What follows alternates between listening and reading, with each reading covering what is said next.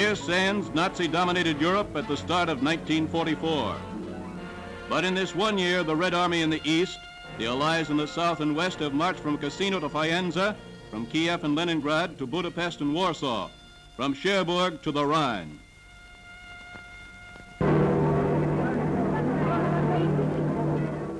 And freedom came to people of half a dozen nations. And with freedom, controversy and problems to be solved with their own free hands. Rome, June 5th, 1944.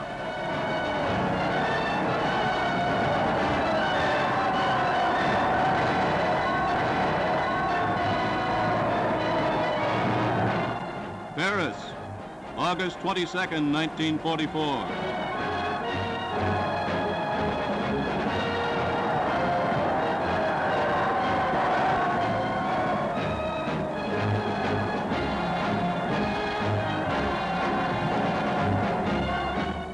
And in the east, Bucharest, August 31st, 1944. The Soviet allies were driving forward.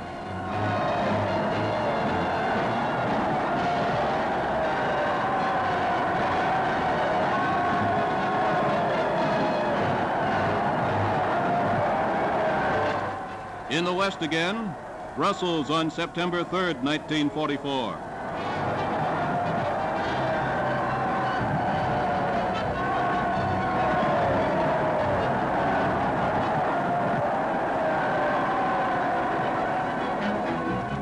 Belgrade, October 20th, 1944.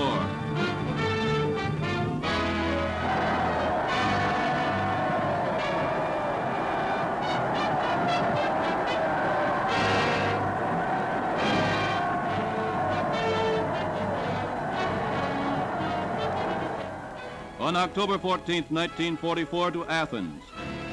Freedom after years of suppressed faiths and shackled hopes. Greece is free. When the guns fall silent, Athens will be ruled by the law and government that Athens chooses.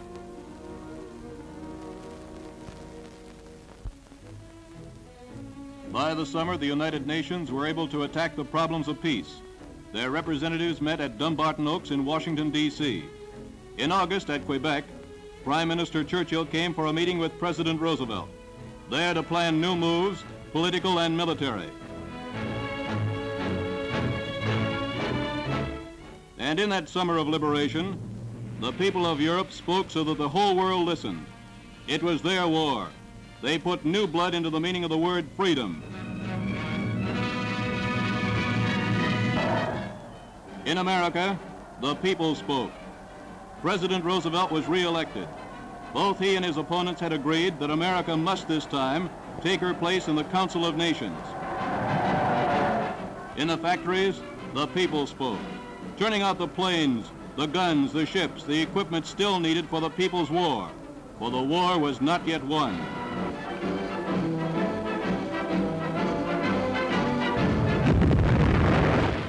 On the 16th of December in Western Europe, the Germans, gathering their remaining power, struck back. It was a sharp blow at the heart of Belgium. It was their answer to 6 solid months of defeat. But as the year ended, the attack was ground down. Pushing against the massed weight of Allied power, it slowed and wavered. In the new year, the Allied advance will continue.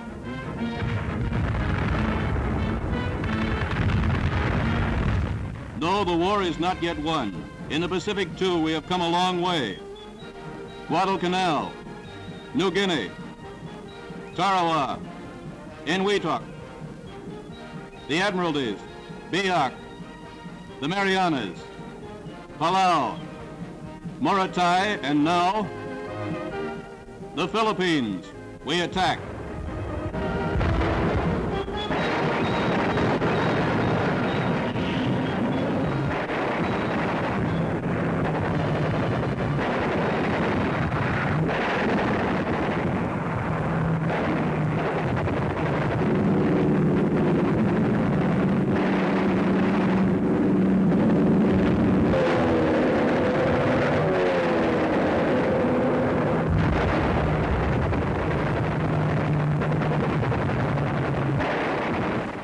In September, from a vast fleet of transports and warships, troops landed on Leyte, cutting the Philippines in half, threatening to cut all Japanese communication between her homeland and what remained of her conquered empire.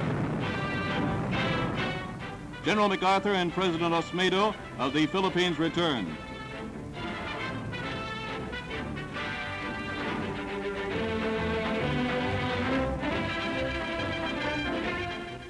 "1944 brought to a fuller realization many of our purposes.